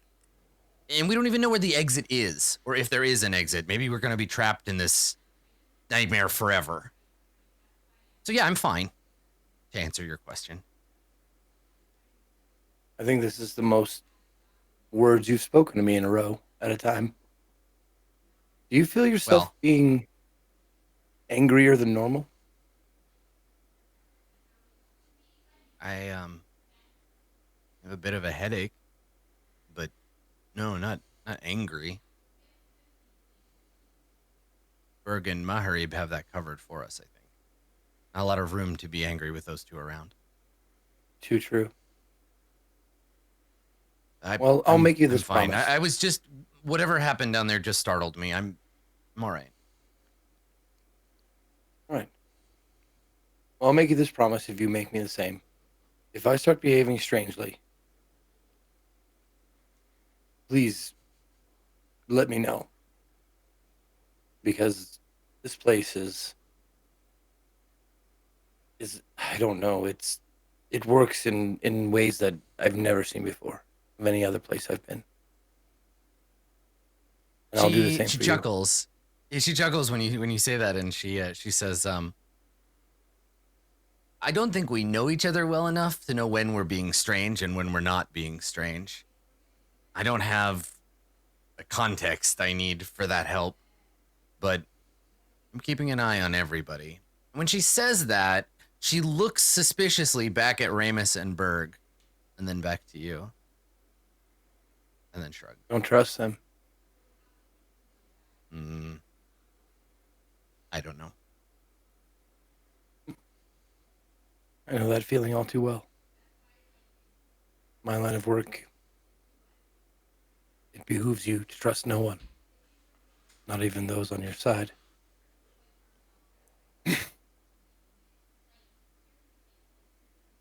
Yeah, she just looks at you with that like her eyes squint just a little bit like, all right, I shouldn't trust you, but you told me not to trust you. So I mean I should trust you, or and you said that right? Like you're just admitting to being good at subterfuge and stuff, and she's just like, okay, all right.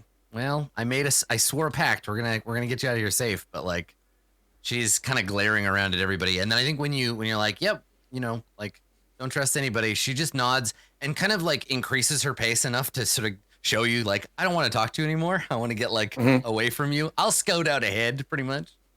Sounds good.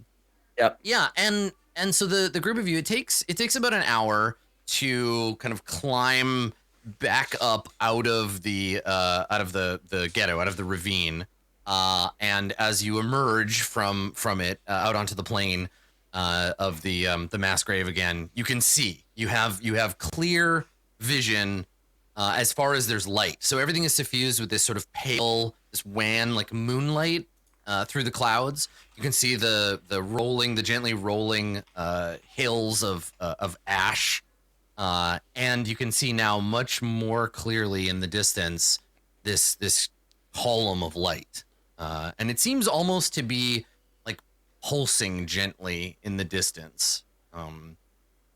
Though because of the flatness of the terrain, it's impossible to say how far away you are from it. Okay. I think when we reach the top, I see that. I turn and I'm not stopping till we reach that. I'm tired of this place. Is that agreeable? Yes, I too wish to be rid of this place. Agreed. Okay. So you begin the march across the ash dunes. Yep. All right. Cool. Well, first, look, it's Mahari bleeding an expedition again. Mahari, make a survival check. Yeah. Can I have advantage because we can see where we're going?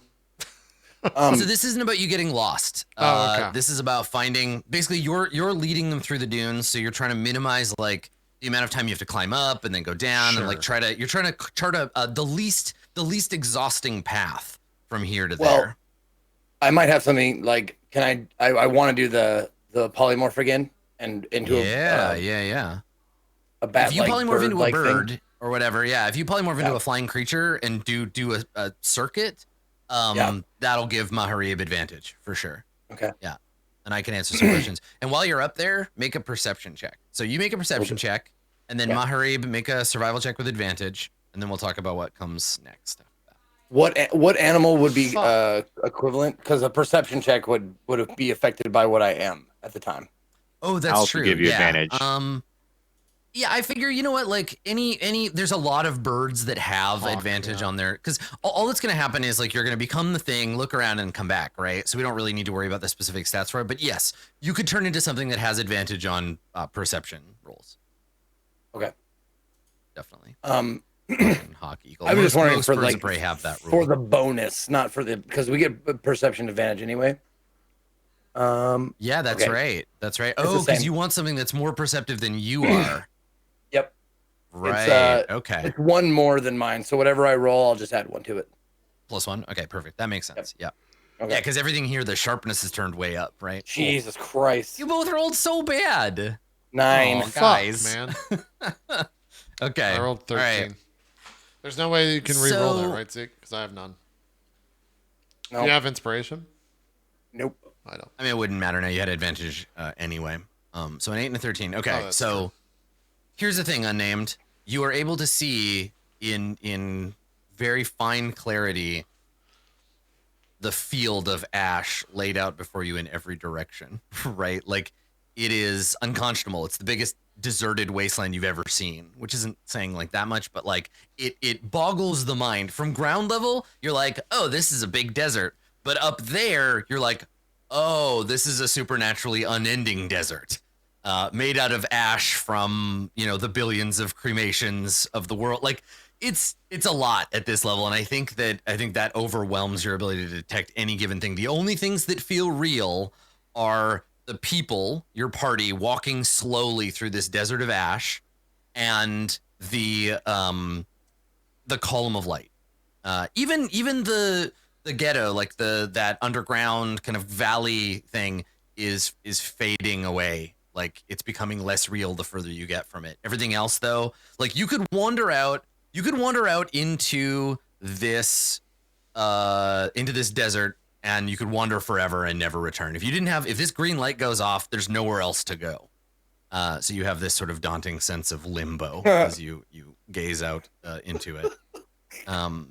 I come down, like I pull him back into myself. I relay like it appears to be a never-ending desert of ash. It feels like it goes from up there. It seems I can only describe it as hopeless. Despair affected me while I was flying. We don't have a choice. I'm just saying it's desolate and vast. So going without stopping might not be an option. I just love the way that's delivered too. Like, it's endless and vast and terrible, and we have no other options, so let's just keep going where we're going. But I just want to let you guys know, it's the worst out here. Well, I mean, prepare for the worst, right? Like, and also, Mari wanted to go until we reached it. And I just wanted to let him know, like, that might not be an option. Yeah. When you say that, I assume you're speaking common for everybody. Does somebody translate for Amira? Yeah, I'll speak common. Well, I mean, and I would be aware enough to make sure to check in with her to make sure she's getting it. And if she's not, Yeah, okay. I'll tell her again. So in when Infernal. you check in, she nods like I basically understand, and she says, I don't know. It's nice to get up out of those caves. At least there's some room up here. She says that in Infernal. So Maharib, I guess you also understand. Yeah. But yeah, Maharib, you can set out. You can see there's no, like I said, there's no clear like day night situation here that you've seen yet. So it's just like, we just took a rest. Let's press on. When a name says that stuff, I look at her and say, if you said that to the tribe, and I get through tribe, but then I just immediately think about Yoda, and I just kind of stop and turn, and then I just start walking. It's the first time I've probably actually thought about Yotazo since he's passed. Yeah. And so maybe that, coupled with the fact that you just said that this whole place is fucking meaningless and desolate and never ending, it's just like too much, and I just turn and start walking. All right. Someone in chat said, so this is basically like the ash hole of the universe. It's true. Fucking made me laugh. It's true. Mm-hmm. We're walking. All right, so you set out. All right, Marching, so really. yeah, it's a death march across the void desert. So I need everybody to make Constitution saving throws as they do this, because the weight on your bodies is significant as you trudge across the desert. Hell yeah, unnamed getting that. I'm crit. whistling, just walking along. So you got 18 and 27. Oh, I got to roll for Amira. Do you have a plus 7 to your con? Jesus. I took a feat. It's a feature. I think everybody's got it so far. Ramus? You got Okay. 8. Oh, poor Thanks, Ramus. Adam. Jesus Christ. Ramus is like me in gym class. Everybody else is fine, and I'm like, I got asthma. Guys, wait up. So you, it's fucking exhausting. Unless you'd like to re-roll with Lucky. Yeah, I will try. I will roll with Lucky. Yeah, okay. 21. There you go. You push through it. You're all right. Okay. So it is exhausting. And I think that as a group, you all kind of lose track of time. So it's hard to say, like, I've been walking for however long. You don't have watches or anything. And so you're just trekking out across the desert. The light doesn't really change. The moon or sun or whatever it is doesn't seem to move. Everything here is frozen in a moment. And as you trek across the desert, even looking behind you, your footsteps fade. Now you're all comfortable with this. You're all tough people, right? You all rolled well. But the walk does wear on you. And I think that the only person that doesn't seem to be like slowing down necessarily, even a little, is Amira. Amira seems like happy to be out here, just like trekking across the desert. And I think maybe there are a few times where if you like, not Berg and not Ramus, but if Unnamed or Maharib show any sign of like slowing or stumbling, she makes a point of stopping to be like, hey, it's okay. Like, we just got to press on. If you slow down now, then you won't be able to press on after this. Like, you got to just keep going. And so she'll like, help you kind of along. She's being very, very like eager to get to this place. Huh. Yeah. Okay. I'm dead set. So I'm like I'm in a trance basically. Yeah. Cool. To just get to the end Yeah. of this fucking place. Maharib's in the zone. Uh-huh. Okay. All right. Well, I mean, time passes. And you don't know how long. It seems like it's been forever. You feel like there's no way you could have been walking as long as it feels like you've been walking. Your leg muscles are screaming with the exertion of it.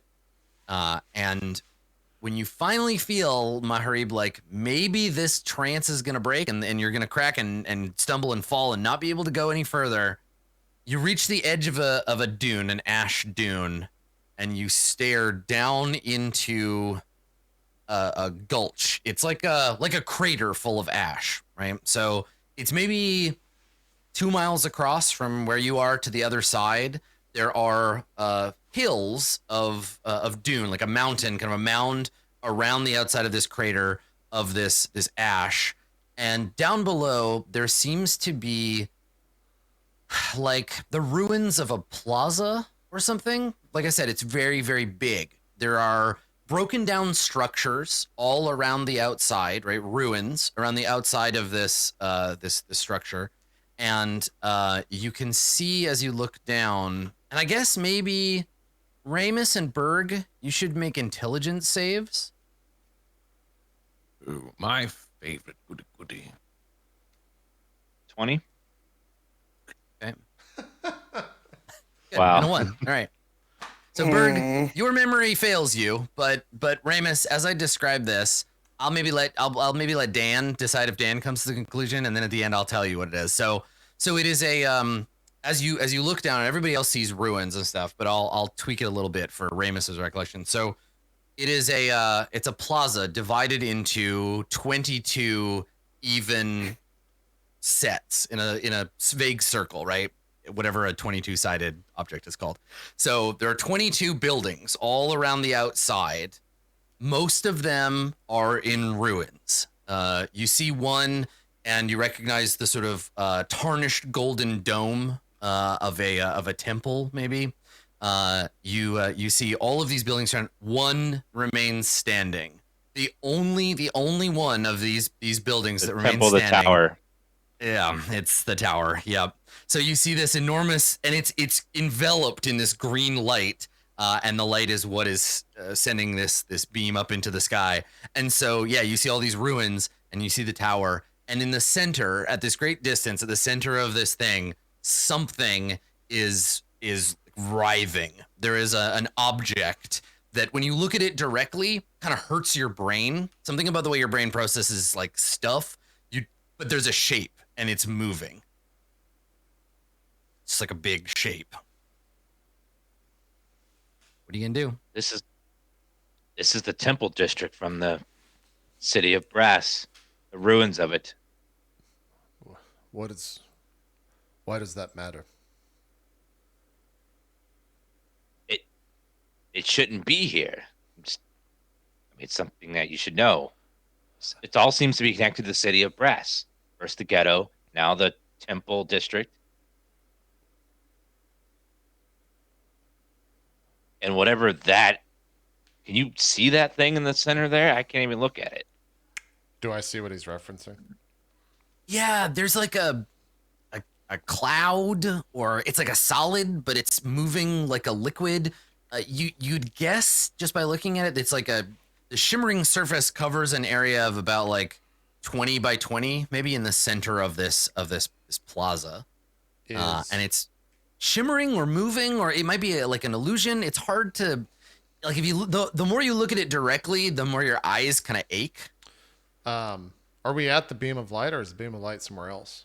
It's cocooning the tower. So like the tower is the only building that remains. It's enveloped in a column of light. And that's off to the side, with the center of this being this like whirling thing. Yeah, I mean, Okay. I can just draw a circle because I understand what what is you're it saying. called?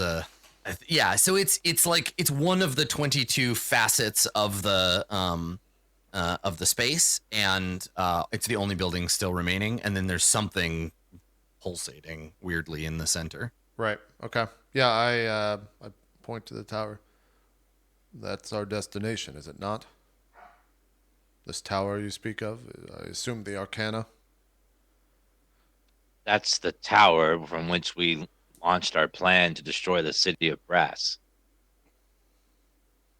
You had okay, we'll unpack that another time, I guess. Wait a minute. Yeah. But yeah, I think Is it possible that we've been in your world the entire time? This is not our world. This isn't it? we would have seen the sun rise and fall, but we've seen nothing. If Well, any- you spoke of a city being destroyed. It would take a great power to do such a thing, and great powers are unpredictable, and they sometimes do strange things. It's like we're in the memory of the city, not so much the city itself. Like this isn't a perfect recreation. It's like a memory, like remembering it and trying to create it from a memory. It's not quite exact. But why though? That's the question. Why is it creating the city of Brass of all the things? it's what the two of you have connections with. I don't know. That First, the orcs were Berg, and now the tower for me. I don't know what the connection is. perhaps that'll have the answer. It's what we've been following this entire time, so it's worth checking out. Is it not?